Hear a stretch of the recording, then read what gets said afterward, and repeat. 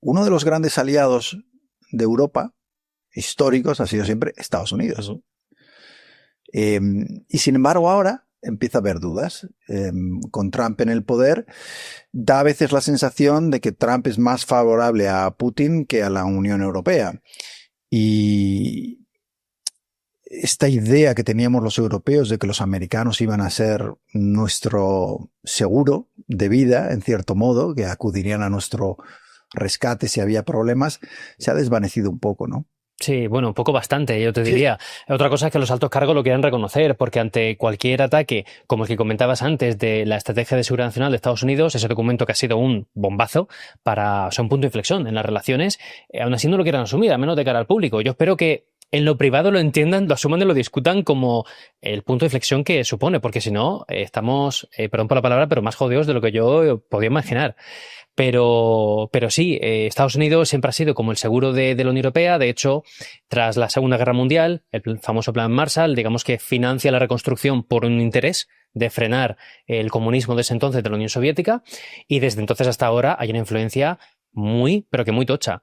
Por ese motivo, si bien se puede discutir mucho el plan de rearme por razones más que evidentes como las que comentabas antes, y argumentos que de nuevo yo también sostengo y mantengo ahí como un ojo con la cantidad que vamos a invertir si realmente merece la pena y no vayamos a hacer un efecto tote bag, ¿no? De crear un montón de tote bags, al final hemos contaminado más creando tote bags que manteniendo bolsas de plástico por el tema de uso necesario de las tote bags. Pues que no pase lo mismo con el tema de rearme. Pero la parte positiva que yo destaco de eso es que se han puesto de acuerdo en la Unión Europea para sacar algo. Para mí eso es siempre motivo de celebración porque cuesta mucho.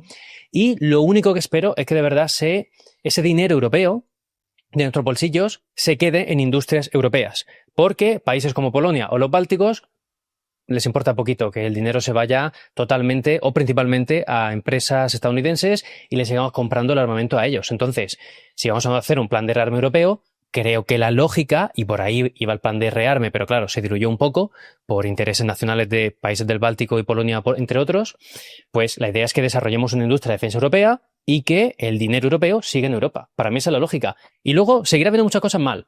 Invertiremos más, menos, será más o menos necesario, iremos más o menos lento, pero creo que lo mínimo es desligar a Estados Unidos en cuanto a la defensa.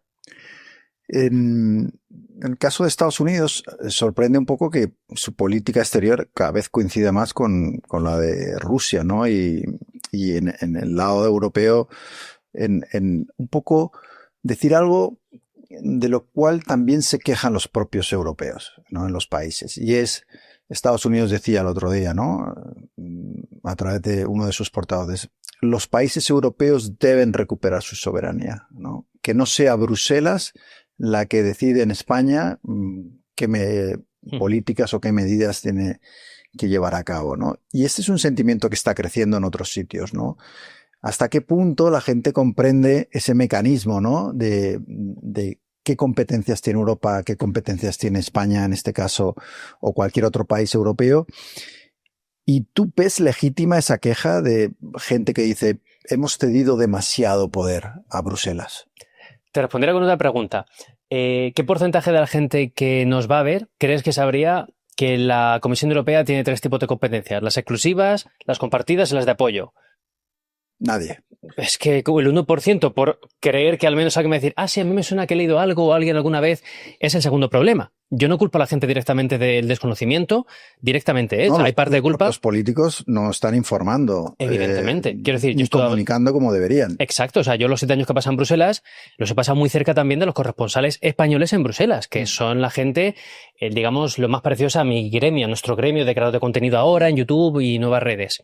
Y yo hablo con ellos, tanto en público como en privado, tanto en directos en mi canal como en Petit Comité, me han dicho, claro que hay un interés y son secretos a voces, que hay ciertas élites europeas que no quieren que la información se difunda, porque cuando más información hay, más les hacemos rendir cuentas. O sea, son élites europeas que están encantadas en que haya confusión sobre lo que supone la Unión Europea. Sí, y de ahí también que muchas veces yo compro el argumento de que, oye, no es hipócrita pintar a Putin como el único mal cuando dentro de la Unión Europea tenemos líderes que también están jugando a la desinformación y desmantelando sus propios países.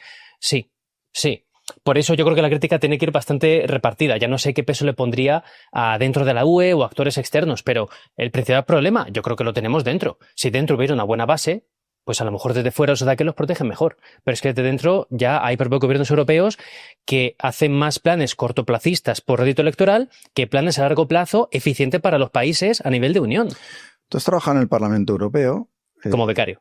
Sí, fuiste becario allí. Es donde mejor se ven las cosas desde esa posición. La verdad que sí, porque fíjate que yo cuando entré para allá entré en modo muy euroescéptico, la verdad. Yo tenía muy comprada la narrativa euroescéptica. Y la experiencia te hizo cambiar. Sí, he tenido dos picos. O sea, entré muy como euroescéptico, entré al Parlamento Europeo, paso 7 años en Bruselas, ese proceso me hace darme cuenta de lo imbécil que he sido tragándome argumentos que son objetivamente mentira, como el tema de la soberanía, que luego si quieres indagamos en ello otra vez.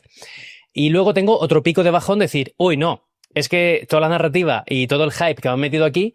Luego empiezo a leer papers, empiezo a investigar, empiezo a hacer mis vídeos de YouTube y me di cuenta que hay muchos europeístas de boquilla que no son europeístas si entendemos eso como quiero una Unión Europea más independiente y autónoma. O sea, la imagen que tenemos de Bruselas y de Estrasburgo y del Parlamento y de los funcionarios europeos es gente que gana un pastizal, que no trabajan mucho, que están todos los días inventándose regulaciones absurdas. Es decir, esa es un poco la imagen que hay, ¿no? Sí. Y que yo creo que no sé hasta qué punto es o no real. Supongo que tendrá también algo de tópico. Tiene bastante de tópico, pero luego, como siempre, ya entramos en... Hay que especificar. Estamos hablando de no todos serán iguales, claro. Claro, pero también por instituciones, ya no solo por persona o por individuos, sino por instituciones. El trabajo del Parlamento Europeo, de los eurodiputados, no tiene nada que ver con el que hacen los comisarios, por ejemplo. No tiene nada que ver con el que se hace en el Consejo de la UE, los ministros de los gobiernos nacionales. No tiene nada que ver con el que hace en el Consejo Europeo, los presidentes y primeros ministros de los países. Por ende, creo que se ha cogido como tópico el Parlamento Europeo porque es la institución que más podemos asemejar a algo español o algo nacional, que es el Parlamento, el Congreso de los Diputados. Y claro, ahí basta con que una vez en 15 años un eurodiputado haya aparecido dormido o no se haya explicado bien sus semanas de trabajo para decir, van a dormir al Parlamento o vaya, han dado la firma para el cheque de la dieta y no han venido. Pues eso tiene su explicación. La explicación muy brevemente es, los eurodiputados tienen varias semanas de trabajo en un mes, tienen 4. Hay una semana que es trabajar los documentos que luego se llevan al Pleno. La segunda semana, pongamos, es el Pleno. La tercera semana son la Semana Verde, que se llama. Es decir, los eurodiputados vuelven a sus países nacionales para intentar cerrar esa brecha de Bruselas / tu país de origen y hablan con personas que tienen un problema local, regional, nacional, para intentar llevar eso a Bruselas, a Estrasburgo, donde sea. Y luego la otra semana son las delegaciones. Son como pequeñas representaciones de eurodiputados que van a diferentes países. De esta manera, la Unión Europea, a través de diferentes personas que representan diferentes ideologías, hablan con Estados Unidos, Chile, Japón o el país que toque. ¿Qué pasa? Que de ahí la gente resume muchas veces, con mala intención, algunos de ellos, muy mala intención, de, los eurodiputados trabajan 4 días al mes, solo van 4 días a Estrasburgo. Correcto, pero es que el resto de tiempo están también trabajando. ¿Habrá casos de gente que no trabaje? Claro, yo he conocido eurodiputados que no dan para el agua, pero he conocido otros que no paran de currar como cabrones. Entonces... Sí, que no podemos generalizar tampoco, ¿no? Claro. Todos los eurodiputados son unos vagos. Exacto. Hay. Pero yo te compraría la generalización solo, al menos, si realmente conociéramos el trabajo de los eurodiputados. Pero volvemos a lo mismo. No se conoce. Por lo general, en Internet, pero también en el día a día, en la calle, se busca más reforzar tu propia narrativa sobre tópicos más que ponerla en jaque y realmente aprender cómo funciona. Pero no parece un parlamento muy efectivo en cuanto a que las decisiones que se toman o los debates que se tienen en ese Parlamento Europeo se trasladen realmente a cosas y mejoras que la gente pueda vivir. A lo mejor también en esto yo estoy cayendo en un tópico, pero... No, es verdad que aquí hay un problema de base, y es que el Parlamento Europeo, a diferencia de un Parlamento nacional, no tiene poder de iniciativa legislativa. Creo que en casos muy específicos tiene algún poder para decir, oye, como Parlamento Europeo proponemos directamente esta propuesta, valga la redundancia, de ley. Vale, pero por lo general es la Comisión Europea. Lanza un borrador, el Parlamento Europeo la debate, el Consejo de la UE, o sea, los ministros, los gobiernos de la UE lo debaten, se ponen de acuerdo, vuelve a la Comisión, ¡boom!, se ejecuta y se lanza a los países.